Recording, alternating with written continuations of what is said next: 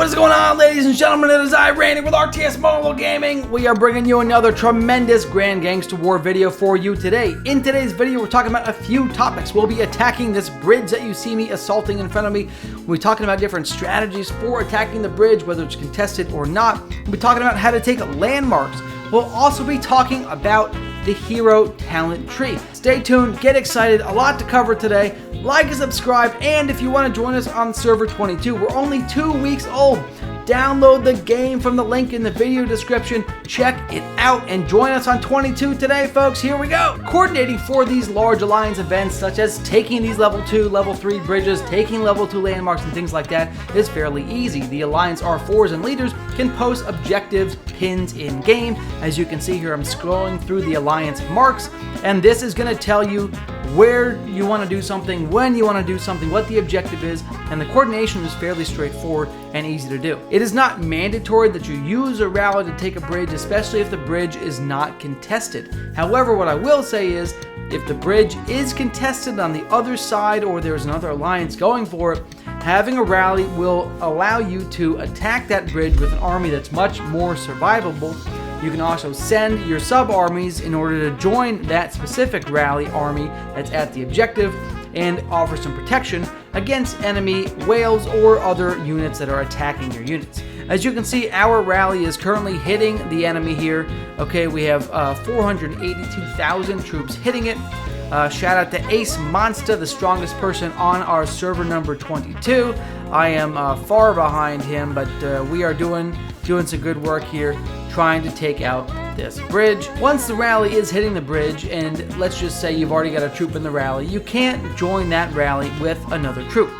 So if you want to contribute to speeding up the amount of durability damage that you are dealing to the bridge, or just killing the bridge's armies faster, you can attack the bridge with a solo army. Bomber unit types are the recommend unit type for doing siege damage. Bombers have the highest siege and load for any type of units. Let's take a quick look at those and compare. Okay, as you can see here, we are training some bombers. Tier 3 bombers, if we look at their stats, have a troop load of 24 plus 5. Their siege is 10. If I compare that to, say, the tier 3 thugs, you're going to see a siege of 5 and a troop load of 12. So bombers have the highest siege and troop load by far, as I said before. They're also the slowest unit on the field, so keep that in mind.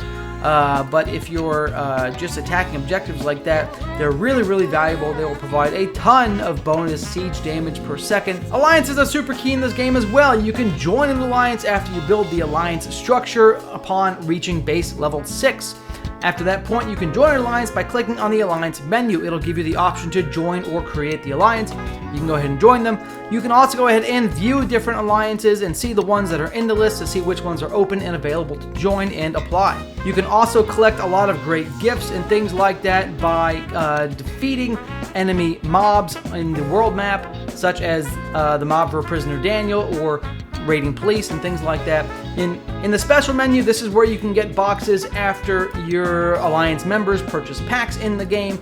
And as you can see here, we've got a mythic pack reward giving us some great bonuses for our beauty reputation. The open world sandbox feel is really great for everything from PvP to PvE. As you can see here, I am physically marching up to a convoy in order to attack it, but I want to wait for some of my friends. In other games, you may get automatically force marched back to your base. In this game, you can move around the world in an open sandbox field, which is really incredible. I'm now going to attack this convoy, and I have other allies that will come up as well. If I want to do some PvP, I can go down here and attack the AGG or Kami folks who are attacking a different convoy. I can walk right over and shoot them in the back as they try and assassinate this convoy and loot it. However, I'm currently at peace with these two people, so I'm not going to do that. But what I will do is go ahead and send my other army in here to attack the convoy, and as you can see, the 3D open world feel is really incredible. The open world PvP is also incredible, as you can see here, fighting HNR against EGS before we went and joined TCP. The open world feel for this is also incredible. You can move around, you can flank actual armies. There's bonuses to flanking and defending against getting flanked. You can go in and out of your bases, and as you can clearly see, there are folks running around. I love the feel of the combat in this game. I can't say enough good things about it. When you're attacking a bridge, it's a little bit different than when you are attacking a landmark. A landmark is going to be the cities throughout the map here. Okay, and landmarks are not super challenging to take. In the beginning, levels 1 and 2 are fairly straightforward, but there is a strategy to them. Very important that you focus fire the security buildings first and kill at least a few of these. That way, when you're attacking the city and you're trying to get that durability down, which again may take you half an hour to get down 9 million durability, depending on the size of your alliance and the activity and the number of people running high siege damage bombers, could take you 20 to 40 minutes to take this durability all the way down to 0 and capture the city. What you don't want to do is be defending against all of these NPC armies that are attacking you. As you can see here, level 20 armies, so they do a decent amount of damage, especially if they're hitting you for a long duration. So the strategy for taking the landmark is kill the guard towers first. They will be dead for 1 hour and 30 minutes, and then you can go ahead and capture the landmark itself. Each landmark gives a different type of buff. The landmark I have here, the Madrid FAC, actually has an 8% resource bonus output, which is really tremendous, and they all have different things, so I highly recommend that your alliance does their best to capture as many landmarks as possible, but be strategic about the ones you go after. The Cambridge Factory level 2 landmark, this is probably one of the most valuable level 2 landmarks in the game because research speed is really important, especially as you start to push past tier 3 troops at level 16 base, and you push up to level 21, going for tier 4 troops. You get the base duration is about 30 days for tier 4 troops before you take out different percentages and discounts. And then with alliance helps, plus, you know, having research done, that lowers your research speed, and other bonuses from landmarks. I was able to get my tier 4 units within, I think before alliance helps, it was like 17.5 days. After alliance helps, it got down to about 15 days, which is really great. So can't say enough good things about level 2 landmarks such as the Cambridge Factory that has research speed. The player talent trees are extremely critical to this game. It's not too complicated, but there are some things you want to know. First off, there's two types of talent trees. There's the Enforcer talent tree, and there's the Military talent tree. The Military talent tree is not unlocked until you hit boss level 50, at which point you will start accumulating unique military talent points.